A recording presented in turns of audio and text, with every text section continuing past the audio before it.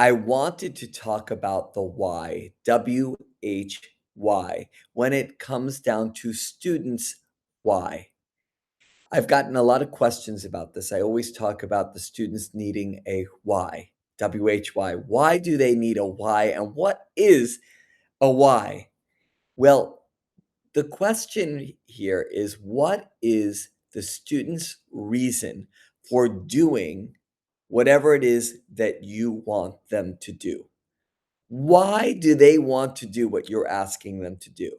Now, if it's out of fear, which is an old school approach, that why can work. Well, why are they doing it? Because they're scared if they don't do what you tell them to do, they're going to get in trouble. And if the fear of getting in trouble is great, they're going to do what you ask them to do, or getting kicked out of your program, whatever it might be.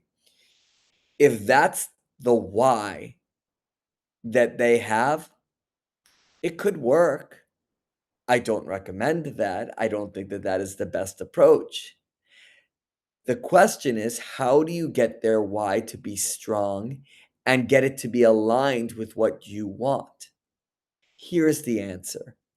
You, or we need to have a very clear mission. We need to know exactly what we want from our students long term, first of all. What's our long term goal? What's our long term vision for our program? Then we need to align our program so our rehearsals are connected with our mission.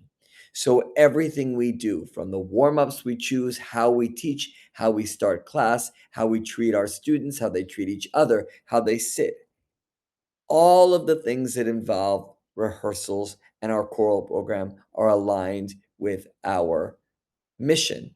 We've set expectations that are very clearly aligned with our mission.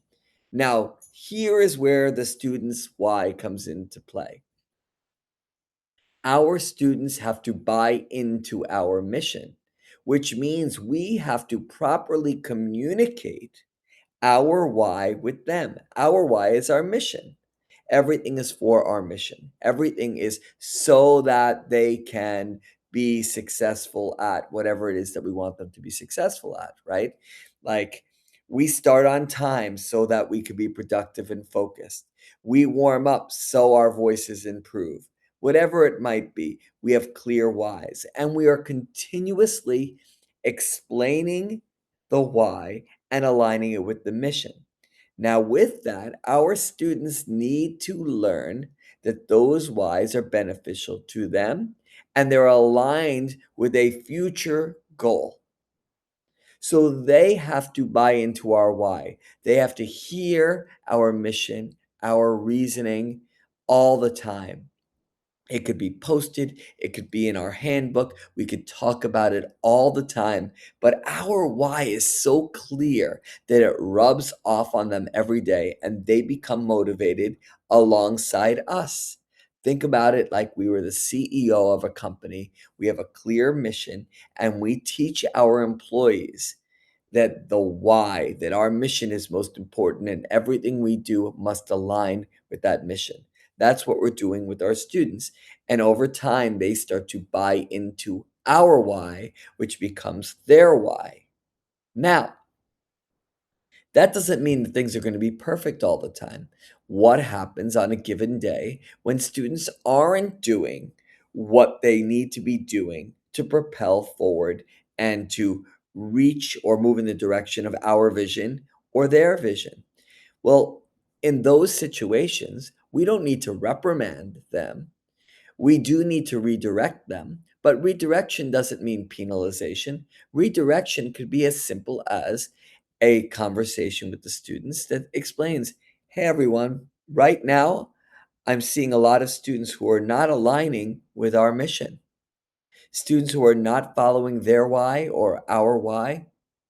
And you need to ask yourself, are those decisions that you're making in this class positively affecting our outcome and our process? Are you helping propel our group forward towards our mission? Or are you making selfish decisions that are about now and not about our collective future. That's the why that we're trying to drive home.